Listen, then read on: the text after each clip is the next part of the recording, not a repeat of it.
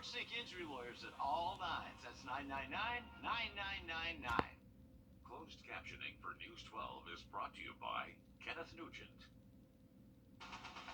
From the station that's on your side, this is News 12 First at 5. After 6 years, the Burke County Sheriff's Office one step closer to finding him, and they've made one arrest so far. And Planned Parenthood is suing South Carolina lawmakers for their new heartbeat bill because they say it violates privacy. See why Planned Parenthood is now taking this approach for women in the Palmetto State. But first, the Burke County Sheriff's Department arrested Stacy Welch yesterday. This was in connection with Simon Powell's missing case. They tell us she is charged with his murder, his kidnapping, and armed robbery. Powell has been missing for 6 years. The public information officer says more arrests are coming. We're waiting on that, but until then, authorities have been searching the wooded area and lake near Ponderosa Road for his remains. He is still missing. Now, in 2016, investigators found his truck. It was burned to the ground off of Highway 56. Since then, they've been trying to figure out where to look. One of our reporters spoke with the sheriff today, and he told her Welch wasn't just a witness. Take a listen. She gave some admissions about her responsibility in his disappearance and subsequent death. Welch has shared with some family and friends that she needs some information. A while back, the Burke County Sheriff's Office increased the reward to $30,000. Now, we're told that money will not be given away until they have more information. Of course, this is a developing story today. We will continue to follow it and have updates throughout the early evening and into the night. Now let's take a look outside. What's going on outside the station this evening? You can see some clouds out there. For the first time, I think we're seeing more sun than we've seen in a while. But, Mikhail, it's not too much sun. We have to look kind of hard for it.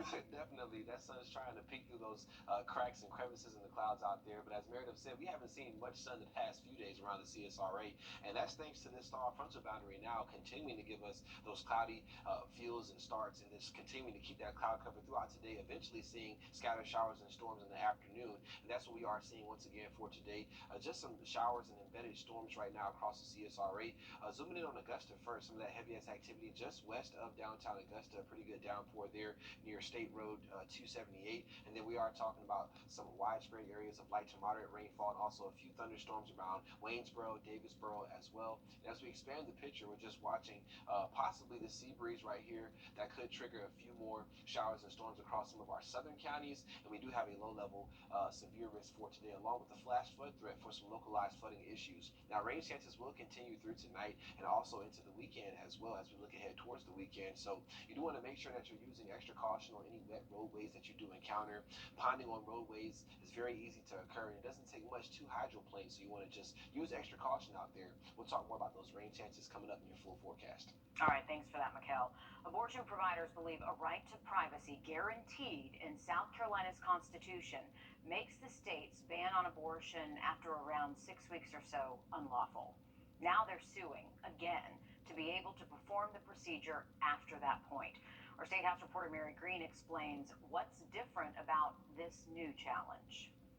As opposed to their previous lawsuit in federal court challenging South Carolina's 6-week ban on abortions, abortion providers are now suing in state court here in Richland County.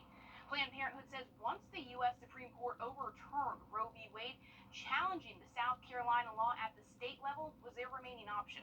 That was always an option for us. We just didn't need it while Roe was in effect. And now we do, and now we're challenging. Vicki Ringer says this is the approach that's been taken in other states in recent weeks since Roe's overturn, and has been successful in states like Florida in getting restrictive laws on abortions temporarily blocked. The new lawsuit contends South Carolina's law violates the rights to privacy and equal protection guaranteed under the state constitution. The plaintiffs are asking a judge to stop the enforcement of this ban and allow the state's 3 abortion clinics to perform the procedure after about 6 weeks. Governor Henry McMaster told reporters shortly after news of the new that the state will defend the new law. The word privacy, a right to privacy, is in our state constitution, unlike the federal constitution. The question is, what does that mean? And does that mean this? I think that our state law is a good law, and I think we will ultimately prevail. And while this challenge concerns that 6-week ban, South Carolina will very likely change its law on abortion in the coming months and make it even more restrictive. The committee working on that new law will hold its second meeting next week, Tuesday, here in Columbia. Reporting from the State House, I'm Mary Green. As opposed to its first meeting, that committee will not be hearing public testimony at next week's meeting. Because the Supreme Court left abortion laws up to states, that leaves people concerned for birth control as well. Some are now scrambling to get their prescriptions refilled after some states are planning to sign in abortion ban laws. One pharmacy in Georgia is preparing for a shortage, and the pharmacists say they're stocking up their pills just in case. Seeing it happen, I guess, in larger cities and things like that, I think it's a possibility that it could affect us. At this point right now, I'm not sure that it will, but like I said, down the road, you always want to be more prepared than not prepared. Now, there is a possibility of the FDA approving over-the-counter birth control in the future, but Dr. Hollis says it's important for women to talk with their healthcare providers to find out what method of birth control is best for them. There's the Pfizer or Moderna vaccine to boost immunity against COVID-19, but there might be another shot coming soon. A company called Novavax is working on a new vaccine that got emergency authorization from the FDA. It works a little different than the other two because it uses protein fragments instead of strands to help the body fight the virus. The CDC is expected to recommend it in the coming weeks.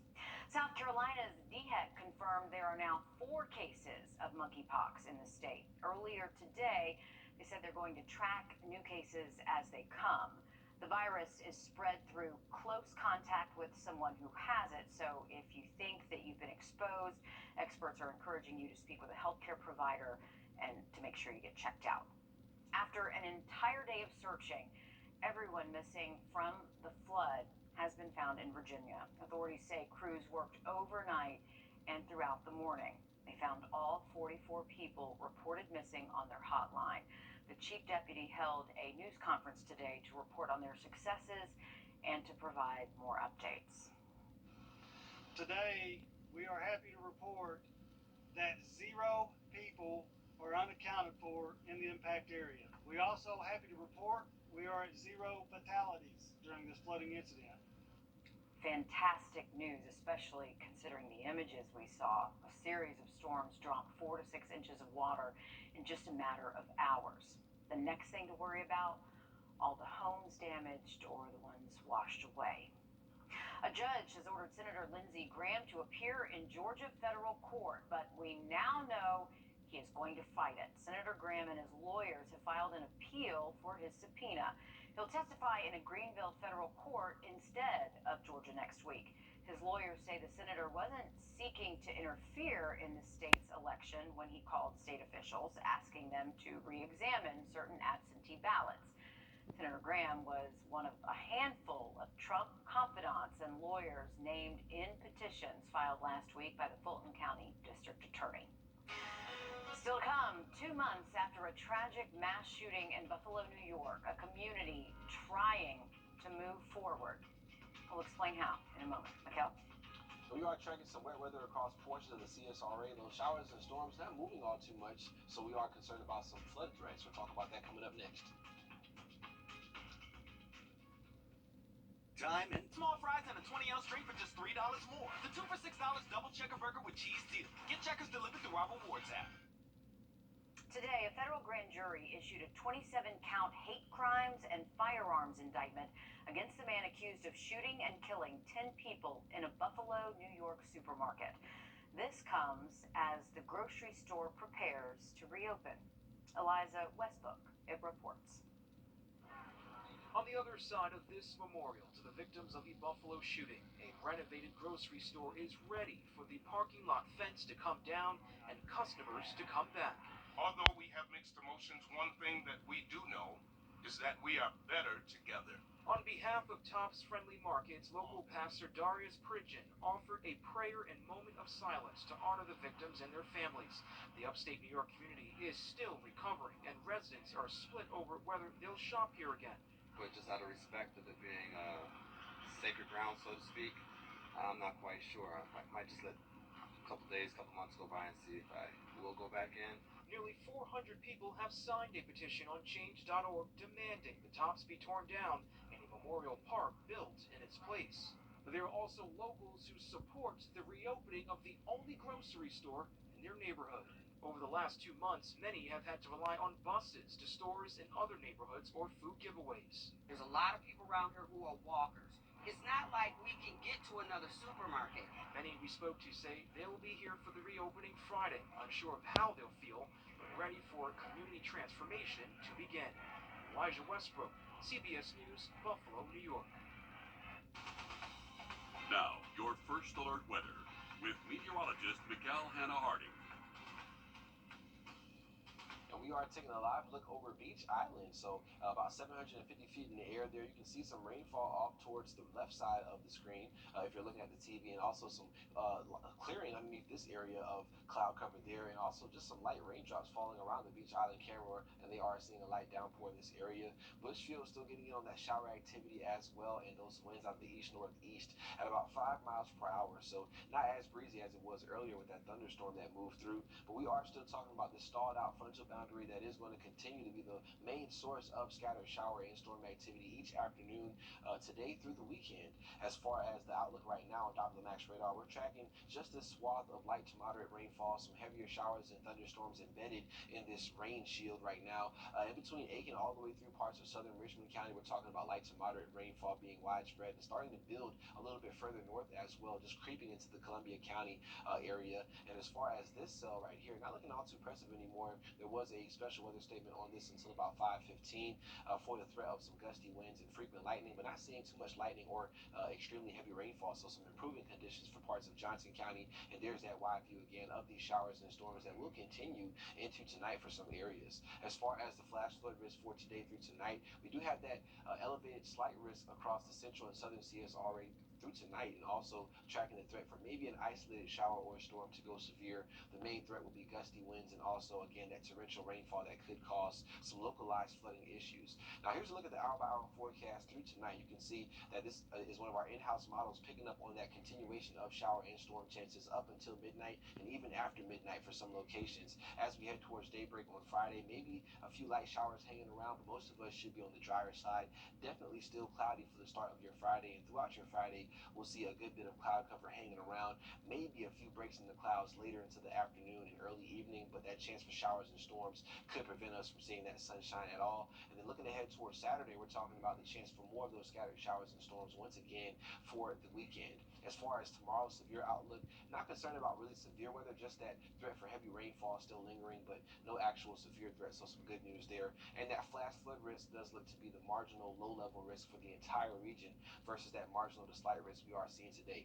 But there's a look at those rain chances. They don't really go away all the way through next week, and we'll keep that around as far as rain chances go, and those temperatures do get a little bit warmer by Monday through Thursday in the low 90s. All right, thanks for that. Inflation impacting just about everything in our lives, and rent, that's no exception. We'll take a look at how to make ends meet next. The Live by Camera is here for you. For your free in-home estimate, call Bath Fitter today. Grant Me Hope. Finding every foster child their forever home. Today's Grant Me Hope child is Aiden. He's funny, he likes playing video games, and he loves football. And hey, Bulldog fans, he knows he already wants to go to UGA. Aiden wants a family also that will help him continue to thrive.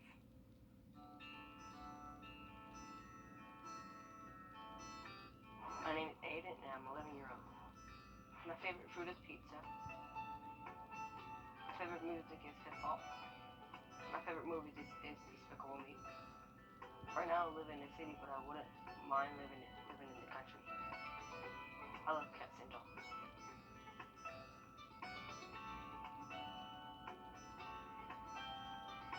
I like sports because I like the teamwork.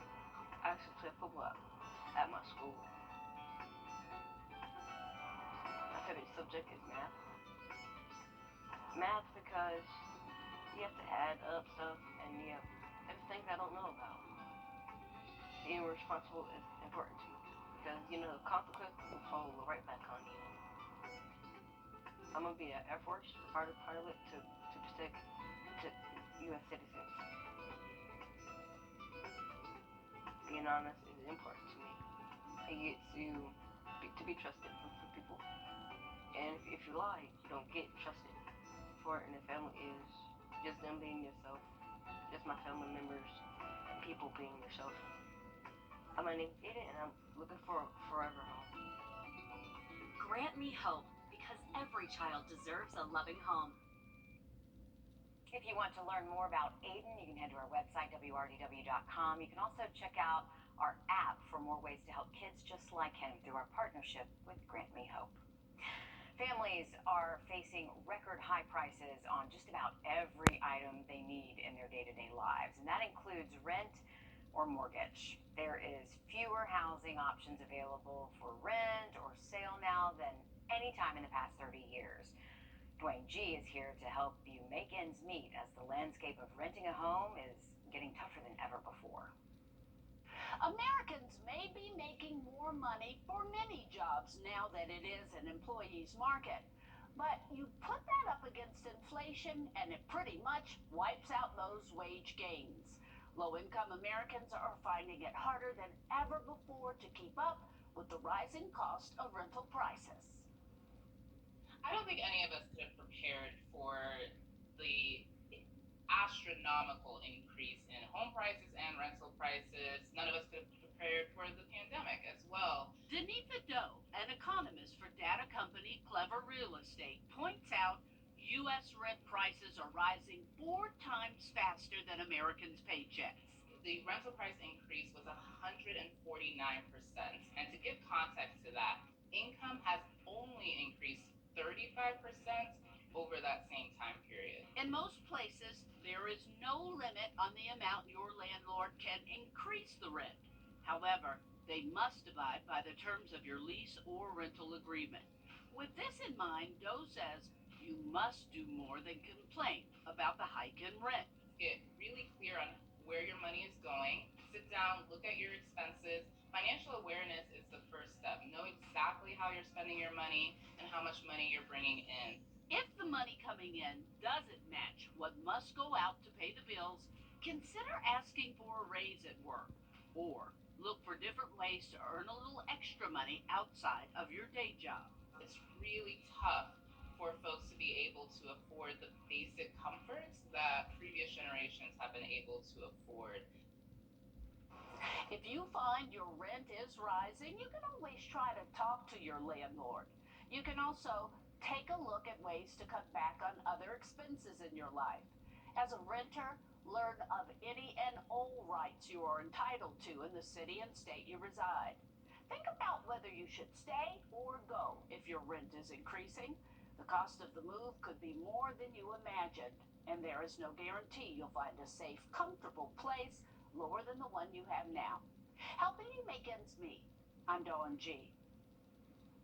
According to LendingTree, the average rent for a one-bedroom apartment has gone up 31% in Georgia and 29% in South Carolina, and that's since 2020. The average rent is $1,251 in Georgia and $1,087 in South Carolina. The highest, by the way, is in Hawaii, where the average rent there is $1,800. Well, we do have Green Jackets baseball going on tonight. Unfortunately, some rain chances in the forecast. We'll take a closer look at that. But we do want to talk about our sunshade winner. Congratulations to Woody Stallings from Beach Island, South Carolina. You are our latest winner. And if you want to enter in to win your very own sunshade, there you can enter in at wrdw.com. And we announce these on Thursday. So congratulations to Woody, and we'll talk about weather and news coming back in just a bit. Get that home run, Big Quick. Look at this. You are taking a live look in Paris right now. Yes, that is the Eiffel Tower. It is basically their 4th of July, their national holiday, Bastille Day. You can hear, if you listen hard enough, some cries of Vive la France. It marks the storming of the Bastille in Paris on July 14th, 1789. Basically, it marks the 18th century People's Revolt, was the first step of establishing their government, which was basically their first victory after a long struggle to overturn centuries of royal rule. So every year they have a massive party on July 14th. They are 6 hours ahead right now in Paris, and you can tell they are really putting on a show right now in Paris at the Eiffel Tower. And how cool is it, Mikkel, that we got to dip in and celebrate a little bit? Yeah, that's pretty cool. With Paris. I was astonished when I saw. I was like, wow, that's in Paris. That's right now. It's happening right now. Happening right now in Paris. And then we go to our tower cam with rain on it. Oh, just gloomy. I know. It's just, around the world, different things going on. So just an example right there. Fireworks in Paris, rain in Augusta. As far as the forecast goes into the weekend, those rain chances will stick around. And we're talking about low 90s possible each day next week. So a little bit warmer, but those rain chances do continue as well. All right, thanks for that, Mikkel. Coming up, did you know that swim lessons need to be regulated? It's important.